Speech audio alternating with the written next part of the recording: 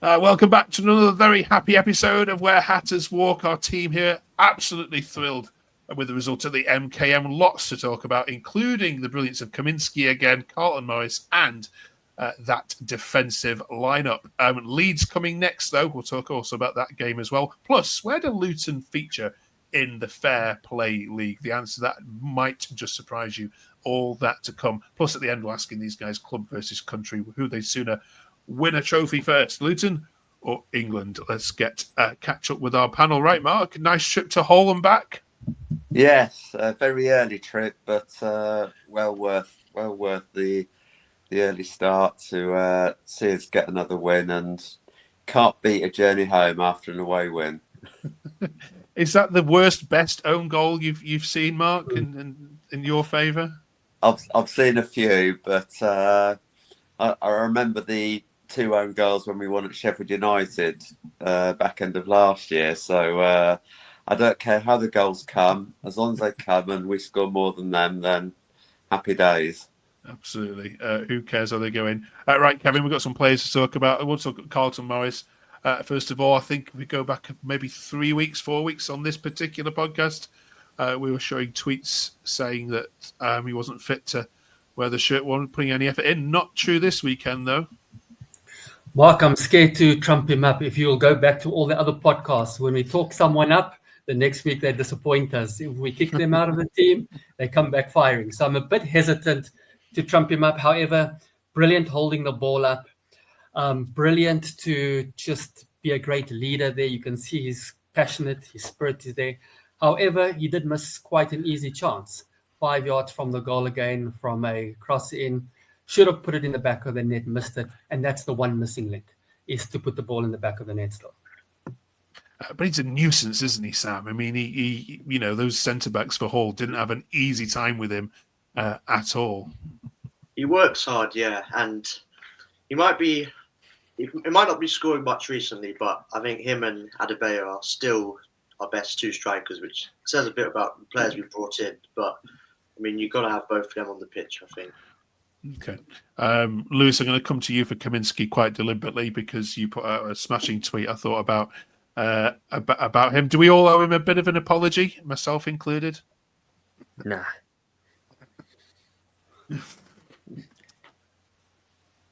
No? Okay. No. None of us wanted to drop him. To be fair, none of us wanted to drop him at all. I think all of us stayed loyal to him. Yeah, fair news. But he made some decent... Go on. You know my thoughts on Thomas Kaminski, don't you? So absolutely. I wasn't coming to you deliberately for that one. Yeah. It made some decent saves though, Lewis. Yeah, but I'm going to sound like Roy Keane, but it's his job.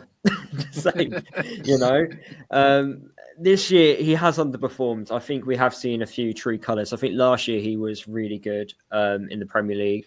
No one really expected it. But despite being in a team that's conceding a lot of goals, as your own person, you still got to put in performances. You still got to do your bit. And I just referenced the Stoke City goalkeeper.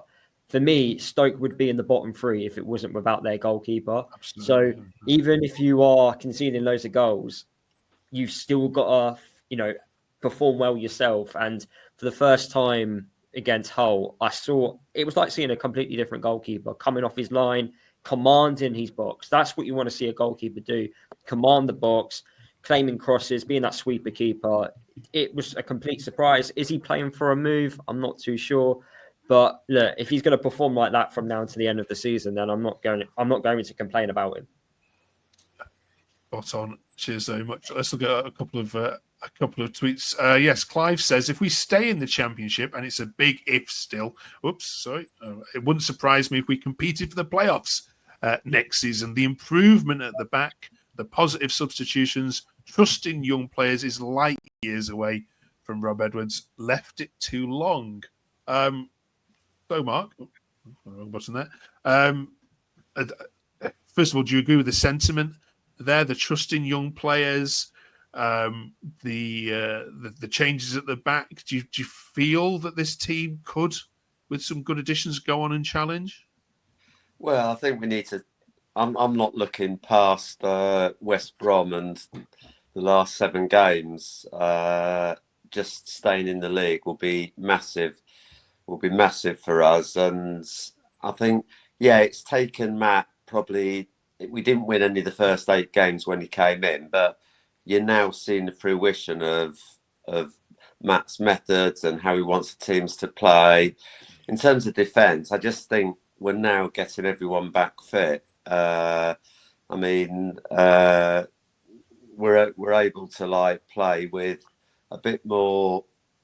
Yeah, but basically we're able to put out regular defences and not play people in makeshift positions just to get by. So there's probably more confidence from results coming in, but also the fact that players are fit and there's more options from the bench. That's what we've had, a strong bench now for a couple of weeks, which gives us more options. But we are. I think teams are having to work harder to score against us, whereas we were gifting. They didn't have to work hard before, so we're harder to beat. Defensively, we've got something to build on from the back. It's all positive. And focusing on the back there, Kevin, who for you in particular has been the standout reason you've stopped conceding goals? We've already mentioned Kaminski, but you've got McGuinness there, who I think doesn't get enough credit for me sometimes with the parts he plays in games. I think McGuinness has really stepped up. He's taken some leadership there. Masaka has been also awesome. He's brought some pace. He's brought some fire into the back three. I think they're the major ones. And I think Mark said it beautifully, Nana. It's not just a change of manager. When Rob was there, we were really playing people out of position. Now we've got a guy like Naismith who can barely get onto the park. Who would have thought a couple of weeks ago that Naismith was going to warm the bench? So some players have come back. I do think he's imprinted his type of play, and the defense has been excellent. There was one long shot outside of the box that really tested Kaminski. Otherwise, they were excellent. They were tight. And that has been a major difference. We just need one goal to go in, and we can steal those games. Lewis, you've seen most of your relegation rivals now in recent weeks in terms of Cardiff and Hull, and obviously you watch your team every week. Have you seen, in terms of the play and not forgetting about results, but in terms of the overall play, have you seen enough to think that you will stay up now? We just need to do that last little bit, and that's click in front of goal. Once we've clicked in front of goal, you want Adebayo and Morris to get on the score sheet. Once they've got that, you'd like to think the goals will come, and one team which we'll play against in the next 7 games, we're going to wipe the floor with and win 3 or 4-0. But yeah, we're kind of waiting for that. Just that clickiness in front of goal. I thought we were going to get it against Borough, but we just couldn't get the ball over that white line. But yeah, we just need to keep going. I think winning games of football, doesn't matter how we do it, that confidence will translate eventually to scoring goals. And we now go into the game against Leeds. They've got a goalkeeper who's not got much confidence, and we need to take full advantage of that. Absolutely. That leads me nicely on to my last question for you, Sam. It's about Leeds. Is this a good time to be playing them? I think it probably is a good time. They've been pretty good for most of the season. I don't think you're going to get much of a better time at the moment, where they're getting loads of terrible errors from Meslier. And so I think it's a good time, especially at home, because they have a lot to play for, obviously, but so do we. So I think, it's definitely a good time to play them. And I don't know if I'm not saying I'm confident, but we could be a type of game where we nick a draw. Our Burnley and Sheffield United fans were desperate for me to pass on good wishes for this weekend and ask them to do them a favour. Mark, Luton Leeds is like a top pedigree kind of fixture. Do you give yourself any hope of 3 points? Would you, presuming, do you take a draw now?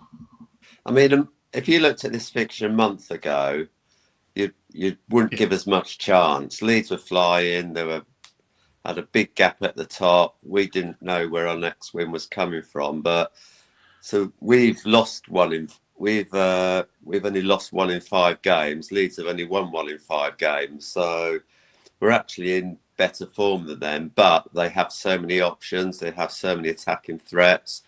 If you offered me a draw, I'd take it now, because that would be a good result. But I'm feeling a lot more confident about this game than I was a month ago. But they're up there for a reason, because they're the most consistent. They've got so many players in attacking threats. But I agree with Lewis that their weakness is their keeper, and he's got a mistake in him. And the old phrase, if you don't buy a ticket, you can't win the lottery. Well, let's shoot on sight and see what he's up to.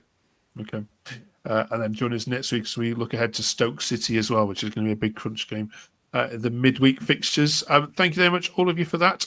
We've been asking this week about, or looking at the Fair Play League this week, because there's been some suggestions, Kevin, from posters that Luton perhaps have got a bit of the dark arts in them this season. We're seeing a bit more of a nastier side to Luton. Is that ring true from the games that you're watching? No, I think we could be a bit nastier. I think we were a bit tame at the beginning. Definitely, Morris has got a bit of bull terrier in him, and he's trying to get the other players to fight. But that passion, that push was missing for the first part of the season. I think there's a difference between dirty play and stupidity, which we have been guilty of during the year. We won't mention any names, compared to being hard. And I believe Morris is that hard person, the nudging, the intensity, the wrestling off the ball. That's what he's been trying to get his other 10 players to do. It's been missing, but it's coming back. And I think that's what a lot of people on X is also talking about, is that tenacity is back, that fighting spirit. How do we hold on to that 1-0 lead? And I believe that's coming back in spades, and that's the difference. Okay. Let's have a look at the Fair Play League then, shall we, and see where you guys where you feature. So Preston are the dirtiest side by far. That may not surprise you, but you are the 9th dirtiest side, Lewis. 65 yellow cards, 6 red cards, more red cards than any other side in the division. And given that there's 5 teams without any red cards yet, that puts that into context. I mean, 2 of them are for 1 player, aren't they? Does that surprise you that you are that high up when you compare that to what you've been watching? I thought we would be a lot higher, if I'm being honest with you. Okay. Well, for me, it's actually frustrated to me this year, because last year we just allowed top quality Premier League players just to walk through us. Now, I know there's a difference in quality from Premier League to Championship, but I wanted sometimes for the players to just wipe players out in the Premier League to stop like that counter-attack from happening, because so many goals we conceded was because we were respecting the opponent far too often. But this year, a lot of our yellow cards and red cards have just been stupidity. There haven't been like, oh, you're taking a yellow card for the team. It's, I'm too lazy to run back, so I'm going to foul you when I'm already on a yellow, or I'm going just to dive in recklessly. And that's what it's been this year. So, yeah, I'm quite surprised to see that we're only 9th, if I'm being honest with you. It won't surprise you, Sam, to know that you've got the 8th dirtiest player out of the whole division wearing a Luton top. Would you want to have a guess who that is? Well, it depends what you classify as dirty. Is it most tackles or reds? I think I know. Most yellows and reds combined. Yeah. Well, I think that's obviously Leo Walsh.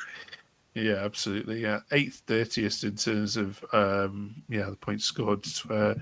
2 yellows and the 2 red cards, of course, are what puts him up there. Do you have any problems with that though, Sam? As a fan of a club, someone who is willing to put his foot in. Well, I had a problem with the Reds because they wasn't even trying anything with them. They were just terrible. It was sub straight on, and that's pretty poor to get. I mean, we've been through this a lot, and he turned it around a bit recently and playing slightly better. But I just don't think he should be near set pieces. But it's a difficult one. I don't really like the dirty side to his game, but he has been playing better. And then Mark, just generally, do you wish your side were a bit more finessed in the dark arts of sides, or do you want to play it fair? I think there's times this year where we could have like taken a booking, like just for the for the sake of the game management. There are times where I think we could have done more, but I think the figures are slightly. Do they reflect it? Yes, we've had a lot of send-ins off, but like I said, they're not dirt. They've not been dirty tackles. It's just been late tackles, and and I think the standard of refereeing has something to do with this as well. I mean, yes, Liam Walsh's send-ins off were justified, but I mean now you can get booked for just sneezing. It's ridiculous, the refereeing. So you've got to take into account the standard of refereeing, I think, as well. Okay. All right, then. Do join us next week. We are looking, obviously, back at the Leeds game and how that's gone. We're also looking at the best Luton goals from this season as well. So you get your thinking caps on, please. You guys, as we count back on the best screamers we've seen this season, if you can think of any. Finally, because of the international break, this question has reared its head again in terms of, are you club or country first? And this has divided some of our panel, so I'm interested to see how this one goes here. So the situation is that you can only see one of these teams lift a trophy in the rest of your lifetime, that being Luton winning a significant cup, whether that be the League Cup or FA Cup or even the League, or England winning a World Cup. Let's start with Kevin. Mark, that's the easiest question for me. Come on, that's It is, yes. Me. Yeah, do I want to give $1 million or do I want to take $1 million? Right. Come on, Luton, every day. I should have put a South Africa bit in there, shouldn't I? Right, okay. Lewis. Yeah, I'm club over country every day of the week. You follow your club every single week throughout, majority of the year. And everyone talks about when we won the League Cup against Arsenal, especially the older generation. And it would be nice as someone who's a younger supporter to at least witness, especially nowadays in football, and how difficult it is to win a major trophy. So yeah, I'll 100% take a major trophy. Okay. Sam? Yeah, I think I'm going to agree. Definitely club. When we got promoted, that whole summer, I was feeling so happy because when your team's doing that well, that you're winning stuff, and we literally got promoted to the best league in the world. So that feeling with winning a trophy would be even better. So yeah, definitely club. Okay. Mark, I don't ask you whether you were around in '66 because that might be insulting. I was. No, it happened a month after. It happened a month before I was born. So okay, right, there we go. not much in it though. No, okay. What would you say then, based on that answer? Not even a nanosecond to consider it. Forget winning a trophy. I'd take doing a double over Watford over winning a World Cup. You have an identity with the club. You follow the club the whole year, just basically all your life, and it's not even up for consideration. I still feel we don't have an identity with the England team, as in sort of relating to the fans, but I'm club every day of the week. Okay, good shout. I knew I'd cut you open and find lots of orange and white throwing through. It's actually our Watford fans who was split. Some of them said they preferred to see England win the World Cup. The club's never had a chance to win a major trophy. So being realistic. Get those digs in. Brilliant. Right. Enjoy the game against Leeds. As I say, there's lots of other fans depending on you this weekend. So, yeah, do it for yourselves, do it for them, and we'll catch you in 7 Days to review it all. Thank you very much for watching.